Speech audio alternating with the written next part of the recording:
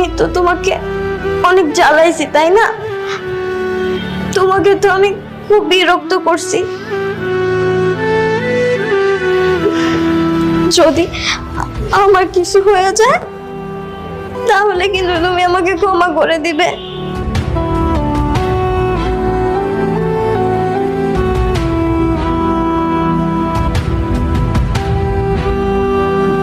এই দেখো আমার পিচ্ছি ওটাগুলো কি বলতেছে, তোমার কিচ্ছু হবে না, তুমি সুস্থ হয়ে যাবা। ডাক্তার, আমার বেবি যাতে সুস্থ থাকে, আমার বেবি যাতে কিচ্ছু না হয়,